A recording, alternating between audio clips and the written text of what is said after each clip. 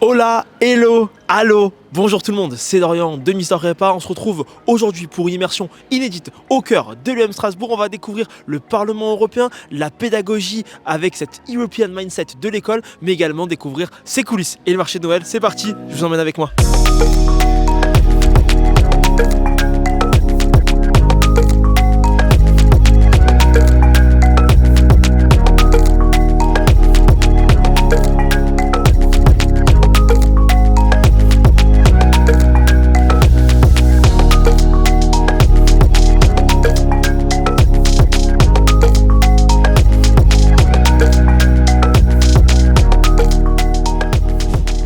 Ce qui est intéressant avec l'EM Strasbourg, c'est que l'Europe et plus largement l'international sont au cœur de la pédagogie qui est mise en avant.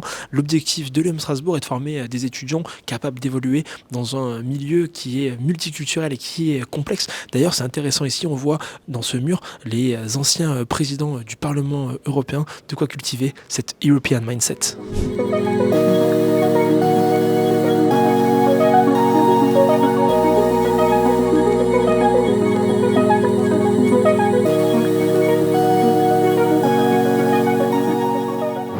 À présent, nous allons aller au cœur de l'hémicycle directement avec les étudiants pour la conférence concernant les ressources, comment la transition écologique va justement se nourrir de l'économie circulaire en Europe. On va suivre tout ça directement en immersion, je vous emmène avec moi.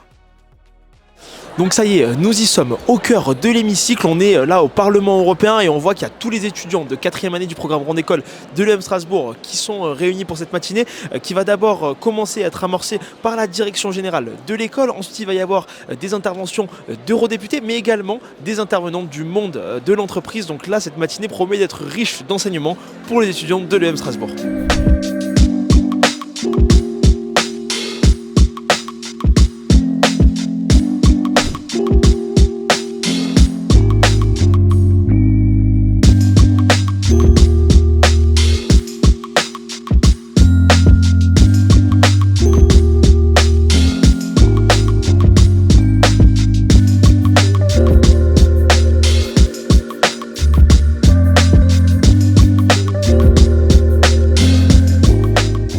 Là c'est assez sympa parce que les étudiants passent en fait à différents votes. Donc là ils sont en train de voter sur différents sujets relatifs à la transition écologique et on peut voir en fait sur les différents pupitres en fait des couleurs par rapport en fait au vote que on a pu effectuer au préalable en fonction de la question qui a été posée.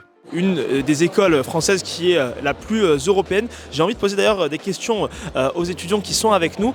Les gars, on dit que l'EM Strasbourg est une école très européenne, très internationale. Qu'est-ce qui fait cette force, cette singularité ?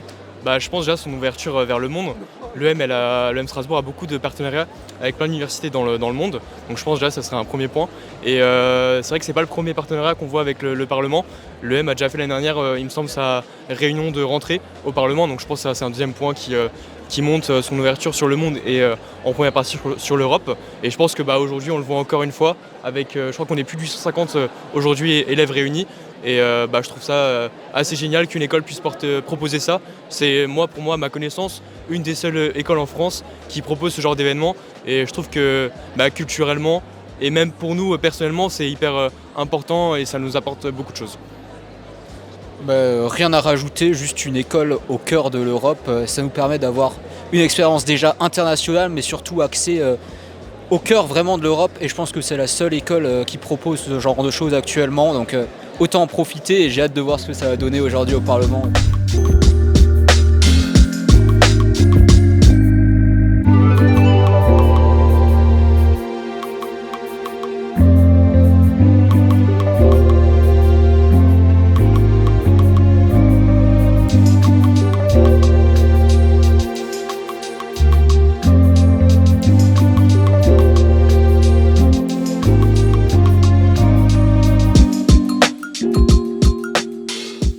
Nous arrivons à la fin de cette matinée. On peut voir que c'est tellement passionnant qu'il y a même des curieux de l'extérieur qui sont venus assister à cette matinée organisée par l'EM Strasbourg au cœur de l'hémicycle. Je vais tout de suite aller à la rencontre des étudiants pour savoir ce qu'ils en ont pensé.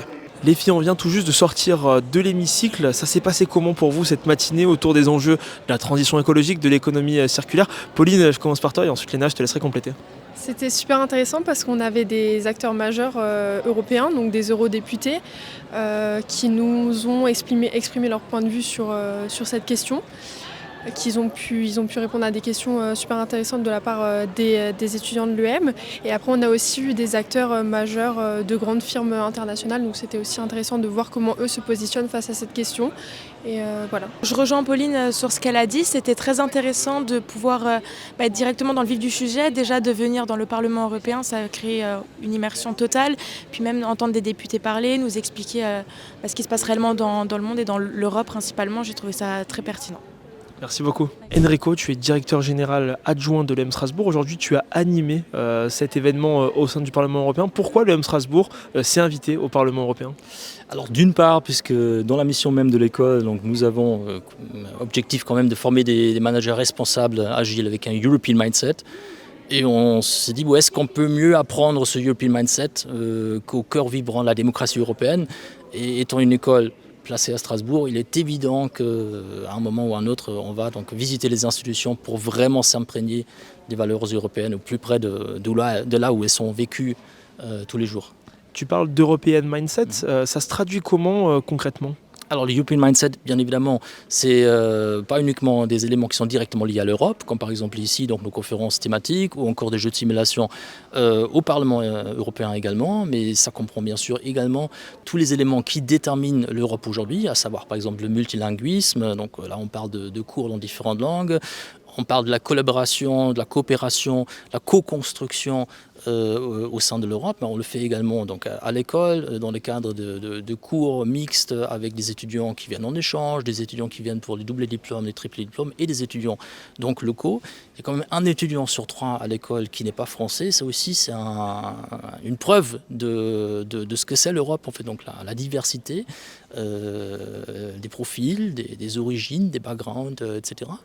On a également donc, des cours sur les compétences interculturelles, puisque évidemment, donc, quand on a affaire à des personnes de backgrounds différents, avec un background culturel différent, eh bien, il faut savoir s'adapter, il faut savoir leur communiquer de manière appropriée, il faut être capable de trouver un consensus ensemble en respectant donc, la diversité des opinions, les avis différents, les vécus différents, etc. Et donc ça fait partie également de ce European Mindset que nous ciblons à l'école à travers un certain nombre d'activités. Merci beaucoup Enrico. Avant de rejoindre l'EM Strasbourg, petite escapade directement au sein de la cour Louise Weiss où j'ai retrouvé Noé et Anisa. J'ai envie de vous poser 2 petites questions. La première, c'est de savoir qu'est-ce que vous avez pensé de cet événement, quel enseignement vous tirez de cet événement. Noé, je commence par toi. Je trouvais que cet événement était très enrichissant, qui nous a permis de découvrir à nouveau une nouvelle facette de l'Europe et qu'on a de la chance d'être né en Europe, d'être européen et d'être dans cette capitale européenne qui est Strasbourg. Il est important de prendre en considération sa dimension écologique au quotidien, dans nos pratiques d'achat et de vente dans nos entreprises et pour notre futur. Très bien, et pour toi Anisa? Je suis très très heureuse d'avoir pu participer à cette conférence ce matin et ça me permet de vraiment mieux comprendre comment fonctionne le Parlement européen et surtout comment fonctionne réellement l'Europe. Très bien.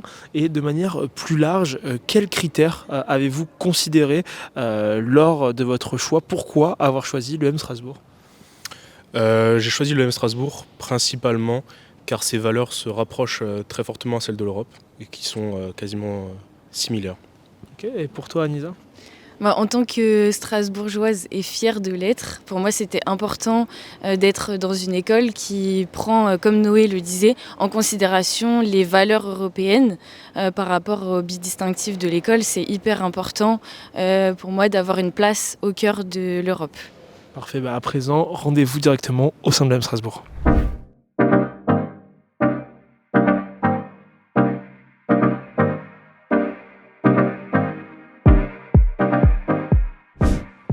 Je viens d'arriver sur le campus, on peut l'apercevoir à la lumière des belles briques rouges. D'ailleurs, c'est 14h, il y a les EM Kitchen qui commencent, un défi à ne pas rater. J'y vais tout de suite.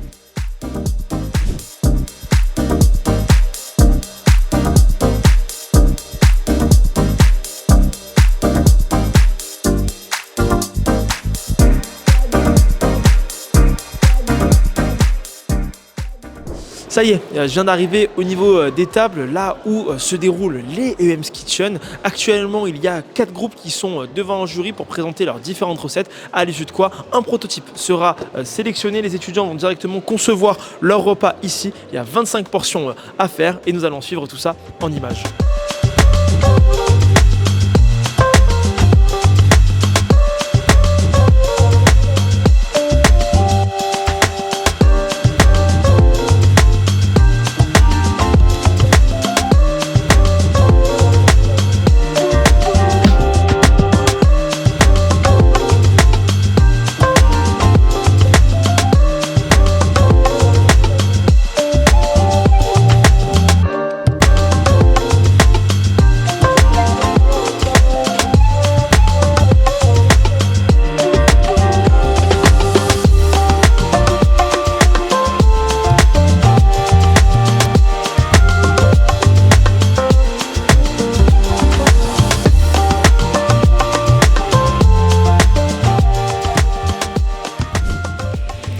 Hélène, tu es responsable du Cap Carrière de l'EM Strasbourg qui organise notamment les EM's Kitchen. Tu peux nous dire en quoi ça consiste les EM's Kitchen? Alors effectivement, les EM's Kitchen, c'est un défi culinaire organisé pour les étudiants de 4e année du programme Grande École par le service Cap Carrière.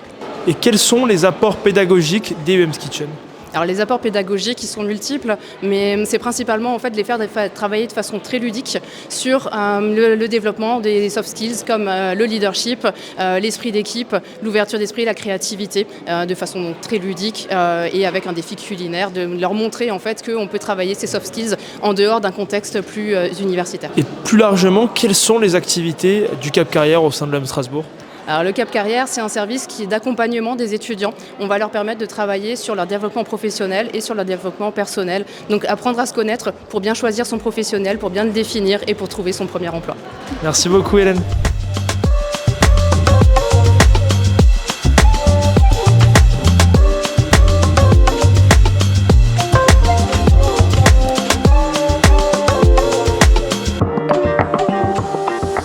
C'est une bonne expérience où on développe son esprit d'équipe de manière conviviale.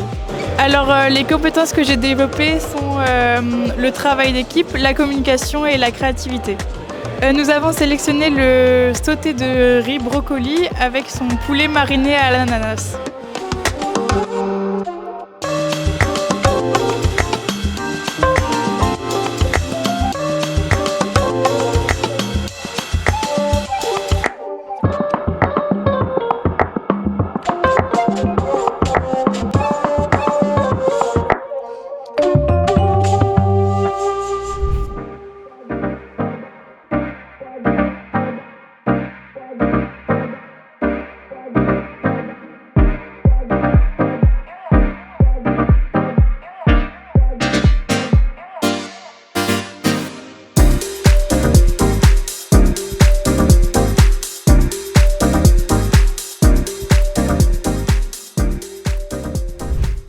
Nous sommes à la bibliothèque de l'EM Strasbourg. Delphine, tu es la directrice de l'expérience étudiante. Concrètement, en quoi consiste ta mission?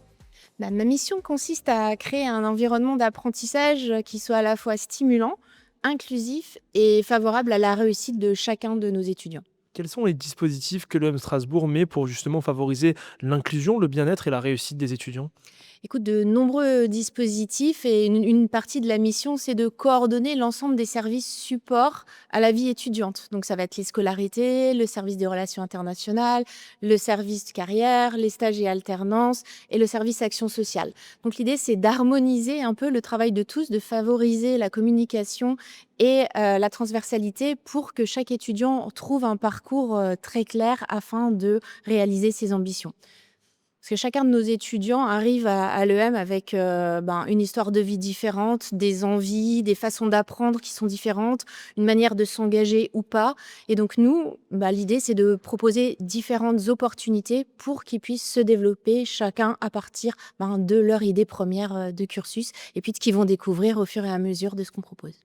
Delphine, comment ont évolué les attentes des étudiants et comment l'EM Strasbourg arrive à répondre à ces besoins? Oui, merci Dorian, c'est une très bonne question parce qu'effectivement, on constate une évolution des attentes de cette nouvelle génération qui arrive aujourd'hui dans le programme Grande École. Donc globalement, je dirais qu'il y a plus de besoin de services et d'accompagnement personnalisé. Donc c'est ce qu'on essaie de faire en proposant des cursus et des professionnalisations différentes, de la mobilité internationale, des tracks anglophones, enfin voilà, toute une offre qui est pour enrichir les parcours. On a aussi besoin de trouver du sens et de l'engagement. Donc on travaille aussi beaucoup sur cette recherche de sens, de donner à toutes les missions qui sont entreprises par nos étudiants l'idée de l'impact que ça peut avoir sur la société ou sur l'environnement par exemple. Et puis enfin, on constate un besoin de valoriser les talents et d'appartenir à une communauté. Donc c'est sur quoi aussi on travaille en faisant du mentorat, du body programme, du coaching par les pairs, tout un tas de dispositifs qui permettent à l'étudiant de se sentir reconnu et valorisé. Parfait, merci beaucoup Delphine. Merci Dorian.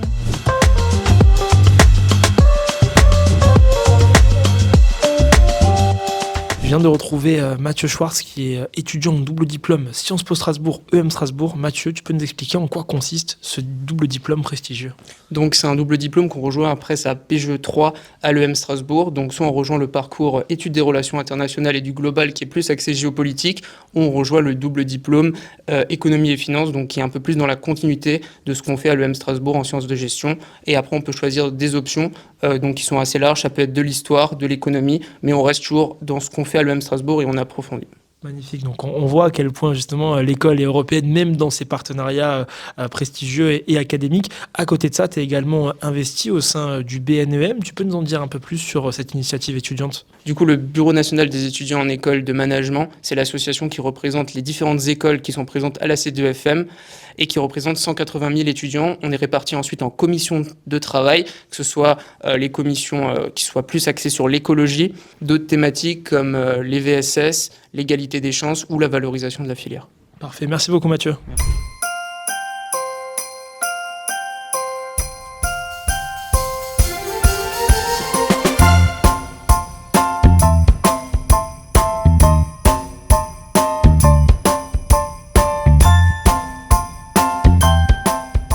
On est sur une fin de journée à l'EM Strasbourg et ce qu'on adore faire, c'est en cette période hivernale de venir au marché de Noël de Strasbourg.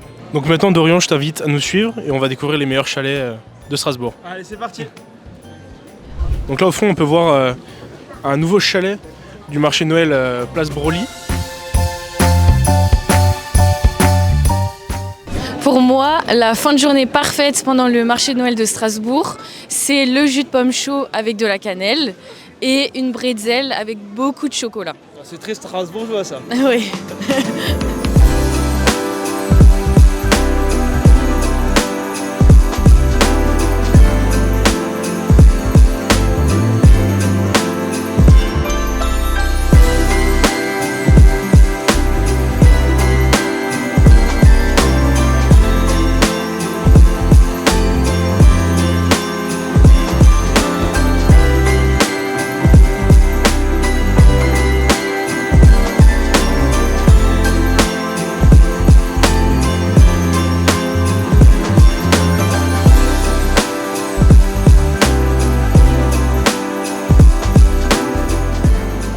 Franchement, le marché de Noël à Strasbourg, ça rigole pas. C'est vraiment magnifique, hyper incroyable.